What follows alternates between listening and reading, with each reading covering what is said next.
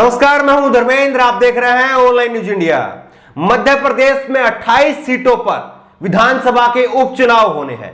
3 नवंबर को वोटिंग होगी और 10 नवंबर को नतीजे आएंगे। लेकिन मध्य प्रदेश के रुझान जो है वो अभी से आने लगे हैं। जिन ज्योतिरादित्य सिंधिया को लेकर के बीजेपी ये सपना देख रही है कि उन्हीं के जो समर्थक विधायक बागी होकर के आए थे, कांग्रेस से टूट करके आए थे, उन्हीं के बलबूते पर हम फिर से सरकार बना लेंगे और फिर से जो है वो सत्ता में रहेंगे।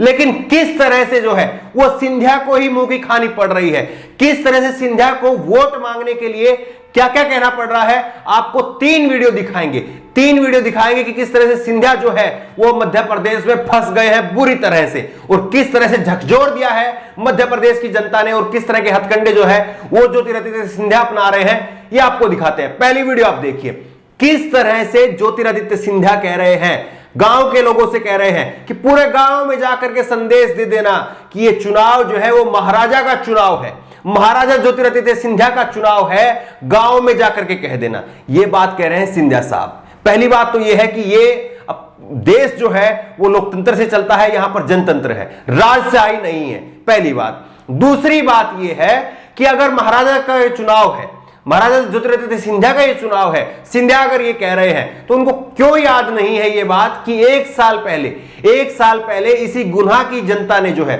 उनको 1,25,000 वोट से हराया था, 1,25,000 वोट से हराया था, और बीजेपी ने उनके सामने खड़ा किया था उन्हीं के एक ड्राइवर कृष्णपाल यादव को जो है वो खड़ा किया था, और उनको 1,25,000 वोट से जो है वो ज्योतिरादित्य सिंधिया को हराने का काम किया था। तब जो सिंधिया खुद मैदान में थे, तब सिंधिया को जो है वहां की जनता ने हराया, तब सिंधिया का क्या वो चुनाव नहीं था। और अब सिंधिया कह रहे हैं कि गांव में जाकर के संदेश दे देना कि ये सिंधिया का चुनाव है, आप इसको सिंधिया का चुनाव बना करके लड़िए। क्या वो चुनाव जब हुआ था 2019 का, क्या वो सिंधिया का नहीं था? ये आपको तय करना चाहिए। सबसे पहले आप ये ज्योतिरादित्य सिंधिया की खुद से वीडियो देखिए। पूरे गांव में सब संदेश भेज देना, नहीं बिल्कुल, ये चुनाव रक्षा का नहीं है, महाराज ये चुनाव महाराजा सिंधिया का है। पूरे गांव में सब संदेश भेज देना, नहीं बिल्कुल, ये चुनाव रक्षा का नहीं है, महाराज ये चुनाव महाराजा सिंधिया का है। पूरे गांव में सब संदेश भेज देना, नहीं बिल्कुल, ये चुनाव रक्षा का नहीं है, महाराज ये चुनाव महाराजा सिंधिया का है।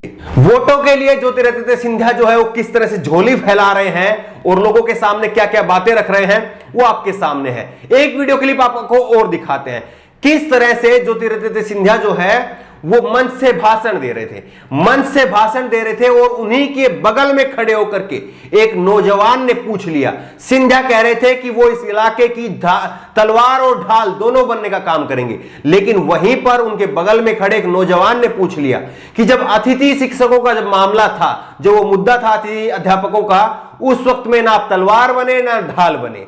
किस तरह से जो है सिंधिया को बीच में ही भाषण रोकने को मजबूर कर दिया इस नौजवान युवक ने। यह वीडियो भी आप देख। सदैव कहा है कि मैं आपका ढाल भी बनूंगा और आपका तलवार भी बनूंगा। सर, अतिथि शिक्षकों के लिए आपने नहीं बोला कुछ?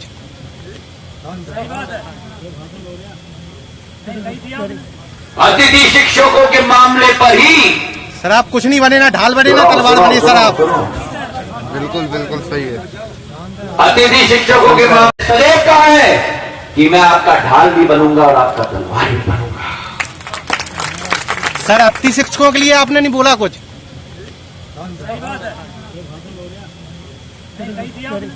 अतिथि शिक्षकों के मामले पर ही सर आप कुछ नहीं बने, ना ढाल बने ना तलवार बने। सर आप बिल्कुल बिल्कुल सही है।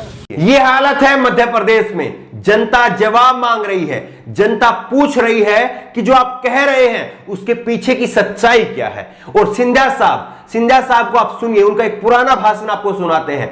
जिस वक्त में वो कांग्रेस में थे उस वक्त में उनकी भाषा क्या होती थी और उनके भाषण कैसे होते थे, जरा आप ये एक झलक ही है, आप देखिए किस तरह से सिंधिया कह रहे हैं कि जो सेवक होता है वही नेता होता है। और आज बीजेपी में जाते ही सिंधिया कह रहे हैं कि महाराजा का चुनाव है। एक बार आप खुद से देखिए, वो कह रहे हैं कि राजनीति में धर्म का स्थान नहीं होना चाहिए और धर्म में राजनीति का स्थान नहीं होना चाहिए। जिस वक्त में कांग्रेस की राजनीति कर रहे थे उस वक्त में वो कह रहे थे कि धर्म और राजनीति अलग अलग रखने चाहिए, लेकिन आज वो अपने आप को महाराज भी बता रहे हैं और किस तरह की बयानबाजी कर रहे हैं वो तो आपके सामने है। एक ही पुराना भाषण है सिंधिया का, ये भी आप सुनिए। में धर्म का कोई स्थान नहीं होना चाहिए और धर्म में राजनीति का कोई स्थान नहीं होना चाहिए। सेवक के रूप में जो कार्य करे, जनता का उत्थान करे।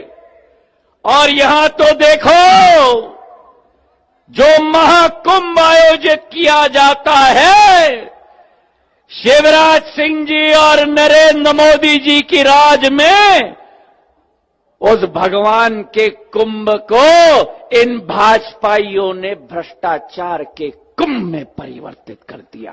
अब सवाल है मध्य प्रदेश की जनता से। मध्य प्रदेश की जनता आखिरकार क्या फैसला लेती है? क्या वो कमलनाथ को फिर से चुनती है? क्या वो शिवराज सिंह चौहान को फिर से अपना मुख्यमंत्री जो है वो बरकरार रखती है? यह सवाल है मध्य प्रदेश की जनता से। और मध्य प्रदेश की जनता और ये उपचुनाव जो है वो तय करेंगे कि मध्य प्रदेश में अब आने वाले समय में किसकी सरकार रहेगी। इन 28 सीटों पर होने वाले उपचुनाव के नतीजे बताएंगे कि मध्य प्रदेश में कौन आ रहा है और कौन जा रहा है। ये मध्य प्रदेश की जनता बताएगी। अगर आप मध्य प्रदेश से हैं, अगर आप मध्य प्रदेश की राजनीति में दिलचस्पी रखते हैं, मध्य प्रदेश की राजनीति पर आपके समीकरण क्या कहते हैं? क्या आपको लगता है कि वाकई जो है वो शिवराज सिंह चौहान और सिंधिया जो है वो अपनी जोड़ी जो है वो बरकरार रख पाएंगे और फिर से जो है वो शिवराज सिंह चौहान मुख्यमंत्री बन पाएंगे? या आपको लगता है कि कमलनाथ जो है वो फिर से मध्य प्रदेश में मुख्यमंत्री बनेंगे और कमलनाथ के साथ में दिग्विजय सिंह की जो जोड़ी है वो फिर से इनको कांग्रेस को जो है वो सत्ता में लेकर के आएगी? आपकी राय क्या है? मध्य प्रदेश कौन जीत रहा है, कौन आ रहा है, कौन जा रहा है, किसकी हार होगी और किसकी जीत होगी? आपकी राय क्या है? नीचे कमेंट बॉक्स में अपनी राय जरूर दें। और इसी तरह की तमाम खबरों के लिए ऑनलाइन न्यूज इंडिया को सब्सक्राइब करें। साथ में जो बेल आइकन बनी हुई है, जो घंटी बनी हुई है, उसको जरूर दबाएं ताकि जैसे कोई वीडियो हम अपलोड करें उसकी नोटिफिकेशन आपको तुरंत मिल सके। धन्यवाद। खबर को अभी लाइक करें, शेयर करें और ऑनलाइन न्यूज इंडिया की सभी खबरें अपने मोबाइल फोन पर सबसे पहले देखने के लिए अभी चैनल को सब्सक्राइब करें और घंटी जरूर दबाएं।